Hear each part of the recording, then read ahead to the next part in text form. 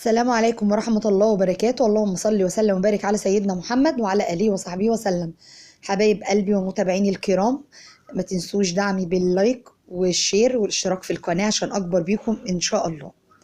النهاردة يا جماعة طبعا احنا بنطلع علشان لما بيحصل أي جديد في قضية تغريد ومحمد الهادي زي ما وعدتكم إن شاء الله على قناتي هقول لكم كل حاجة جديدة بتحصل في القضية، متتبعات القضية. يعني امبارح الإعلامي المحترم اللي هو متبني القضية الأستاذ أحمد رجب امبارح طلع علينا في فيديو يا جماعة بيتوعد لتغريد، والإعلامي الملاكي اللي محاوطها اللي بيتكلم بلسان تغريد اللي هم واقفين معاها يعني، والأستاذ اليمني والست ميادة اللي بيبعتوا فلوس ليهم من هناك علشان طبعا كل واحد بقى من اللي محاوطين فيها عمالين ياخدوا فلوس ويعبوا في جيبهم عشان يغيروا كل الأقوال والأفعال اللي هي في الرأي العام. عايزين يمسحوا كل الرأي العام، يعني عارفين ان الرأي العام كله مع محمد الهادي، وان محمد الهادي الناس 90% يا جماعة عارفين ان محمد الهادي معاه الحق.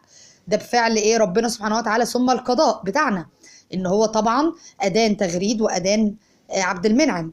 يعني ده مش كلام انا اللي بقوله، وطبعا بفعل التحليلات اللي محمد الهادي عملها في الطب الشرعي اللي هي الجهة الرسمية لوزارة العدل، وطبعا في مختبر كمان بره، يعني الراجل عمل تحليلين.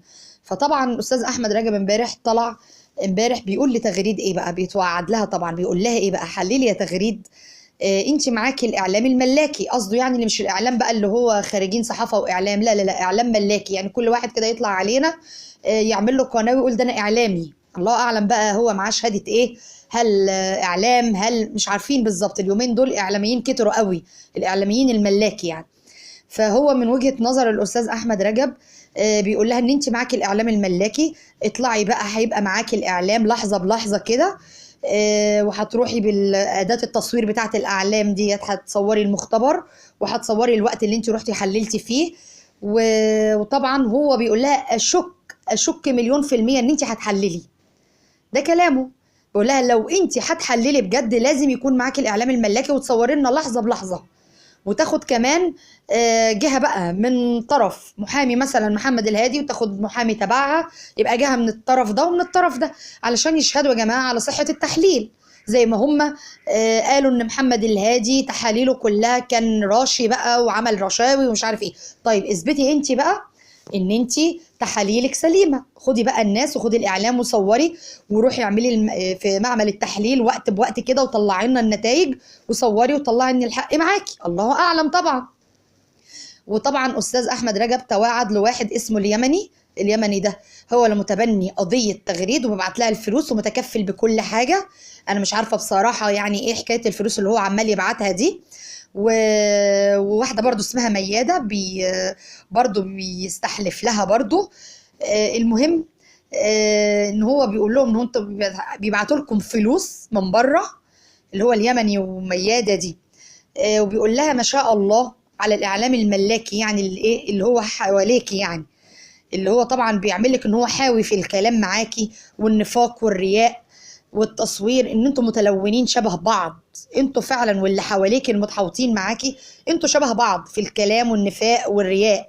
اما طبعا الناس التانية اللي هم طبعا بيقول عن نفسه طبعا استاذ احمد رجب واللي مع محمد، اللي هم اللي مع الجهه المظلومه حاليا من وجهه نظر القضاء، ان محمد الجهه المظلومه، ده اللي مع الناس اللي ذات قلوب حنينه وقلوب ضعيفه، والاقوياء بفعل ان شاء الله ربنا، وان هم دايما الاقوياء اللي بيقفوا مع المظلوم. طبعا استاذ احمد رجب بيقول لها كمان ان انا بتشكك ان انت هتجري التحليل، يعني هو بيتشكك ان هي هتجري التحليل. فبيقول لها وانا يعني مليون في المية يا تغريد لو انت حللتي وطلع التحليل في صفك، بيقول لك ان انا هاخد التحاليل دي وهعرضها على قناتي اللي هي مهمة رسمية مع الاستاذ احمد رجب. فبعدين بيقول لها ايه كمان، بيقول لكم خلي بالكم من الاعلام الملاكي كمان، ان هو بيقول للقنوات خدوا وصوروا وبعد كده هيعمل لهم حظر. انا كمان يا جماعه من قناتي دي بقول لكم خدوا بالكم من الاعلام الملاكي، فعلا بيطلع شو ويطلع يعمل فيديو ويطلع بقى يعمل مشاهدات، وطبعا عمال يقطع الفيديو 100 حته كده علشان النهارده يعرض حته، بكره يعرض جزء من الفيديو، بعده يعرض جزء من الفيديو، عشان انا وانتوا وكل القنوات تاخد الفيديوهات دي وتشيرها وتنشرها، وبعد كده هيجي يعمل لنا ايه؟ حظر. برضو يا جماعه استاذ احمد رجب بيحذر من النقطه دي، وانا كمان من منبري هنا بحذر برضو النقطه دي. وكمان الاستاذ احمد رجب بيقول لهم ان انا اكتشفت بلاوي في الاعلام الملاكي بعد ما كان كويسين مع بعض ومطمنين على بعض ورايحين جايين، وعامل ان هو يعني صديق للاستاذ احمد رجب وطلع معاه لايف، والاستاذ احمد رجب يعني بيقول انا كنت بحسبه كويس. لان طبعا كان فاكر الاعلام الملاكي ده، كان فاكر ان الاستاذ احمد رجب هيقف معاه في الباطل، لكن لما استاذ احمد رجب وقف مع الحق، وقف مع محمد الهادي في الحق، طبعا الاعلام الملاكي قعد يوصف ان انت غلط، ان انت على الباطل، ان انت مش عارف ايه. فالمهم كان طبعا الاعلام الملاكي على كلام استاذ احمد رجب كان عايزه يقف معاهم في الباطل. وبعدين يا جماعه بيقولوا لك كمان استاذ احمد رجب عمال يضحك ويقول لك عايزين يعملوا حظر ونشر في القضيه دي. هي دي قضيه ايه يعني؟ ده قضيه اسريه اجتماعيه، يعني ما ينفعش فيها ان يتعمل فيها حظر ونشر. انت يا اعلام يا ملاكي بتطلب على اساس ايه ان انت تعمل حظر ونشر في القضيه دي؟ هي لا قضيه امن قومي ولا قضيه فيها اي ضرر بامن بلدنا علشان نعمل فيها حظر ونشر. دي قضيه اجتماعيه، زوج اتهم زوجته بالخيانه وان هي بتنسب ليه 3 اطفال، دي ليه ان انت تعمل لها حظر، يعني حظر ونشر؟ ما ينفعش. الناس لازم تتكلم في القضيه دي علشان نشوف مين المظلوم مين الظالم، عشان ما يحصلش اي حاجه تاني، واحده تطلع تاني تنسب اطفال لزوجها وهي ممكن تكون مثلا الله اعلم خانته، او مثلا هي ما كانتش كويسه فتنسب له اي قضيه. فاحنا بنكتم من دلوقتي الالسنه ان يحصل اي حاجه بعد كده، فلازم ان الكل يقف مع المظلوم في هذه القضيه. استاذ احمد رجب كمان بيتوعد لتغريد وبيتوعد للاعلام الملاكي، ان كمان بيتوعد لعبد المنعم، بيقول له ان انت هيتم القبض عليك يا عبد المنعم قريبا، حتى لو انت ماشي بنقاب وعامل نفسك ان انت واحده ست هيجيبوك اكيد لازم يا عبد المنعم هتتعرض للقضاء وهتتعرض للمعاقبه. انت واخد 3 سنين، هيجيبوك يا عبد المنعم. وطبعا استاذ احمد رجب اتكلم عن شخصيته، ان هو كان ضابط شرطه قعد في وزاره الداخليه لمده 20 عام الى ان قامت ثوره يناير. فبيقولوا ان انا كنت مع ثوره يناير، هو وبعض الضباط كانوا عاملين ائتلاف عام للضباط الشرطه وقتها، وفي وزير الداخليه في ذاك الوقت ايام ثوره يناير 2011 يعني، ان هو اسند الاستاذ احمد رجب برنامج امني في التلفزيون. يعني هو بيقول ان انا اصلا مذيع امني، يعني ان هو علشان هو مختص بالجهه الامنيه وكمان ان هو كان ضابط شرطه، فهو ماسك القضيه دي يا جماعه، وبيقول ان انا لازم انصف المظلوم بعد ربنا سبحانه وتعالى، وان انا مش هسيب محمد الهادي الا لما يجيب حقه تالت ومتلت من العصابه اللي هم حواليه دول.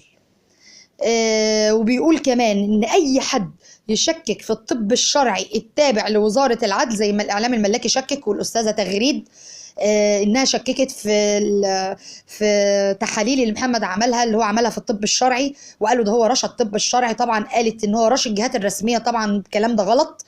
بيقول لك اي حد يشكك في الطب الشرعي التابع لوزاره العدل فده معناه ان هو بيشكك في الدوله المصريه، وان هو ليس لديه الانتماء الوطني في الدوله المصريه، وان ده كده بيكون بيهرج في حق مصر. وان انت معنى ان انت تخلي حد يمني بقى او الست مياده ان هم يشككوا كمان في الطب الشرعي اللي هو تابع للجهه الرسميه وزاره العدل عندنا، ان دولت وان هم بيعملوا لك بقى اكونتات، وان هم بيراسلوك، وان انت طبعا بيبعتوا لكم الفلوس والدولارات من بره علشان طبعا تقفوا في صف تغريد وتقولوا بتتكلموا بلسانها وعايزين ان هي تبقى هي اللي معاها الحق، حتى لو هي ما حللتش عايزين ان انتوا تقولوا ان هي الحق ومحمد الهادي الغلط. فهو بيتشكك وبيقول اكيد انتم كده، اي حد بيتشكك في مصادر الدوله وبيتشكك في الطب الشرعي وبيتشكك في اي حاجه مصريه، ان انتوا كده اكيد بتنتموا لجماعه ارهابيه.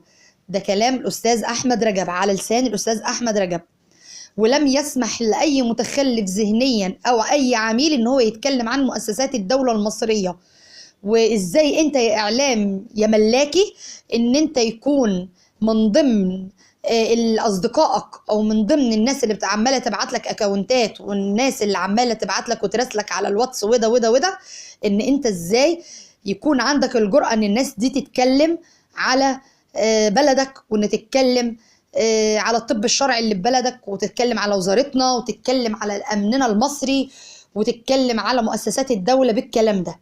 فهو بيقول ان انا لازم اكشف الحقائق ان شاء الله، وعمره ما هيهداله بال الاستاذ احمد رجب الا لما يكشف الحقيقة دي ويرجع الحقوق لاصحابها ويبين المظلوم من الظالم. حبايب قلبي، انا حبيت اطلع اقول الكلمتين دول على لسان الاستاذ احمد رجب، بقول له ربنا معاك، وهو ان شاء الله بيتوعد ان جميع برامجه الجايه هيبقى فيها مفاجآت. وانا كمان يا جماعه ان شاء الله اي حاجه جديده في الموضوع ده هنزلها على قناتي ان شاء الله.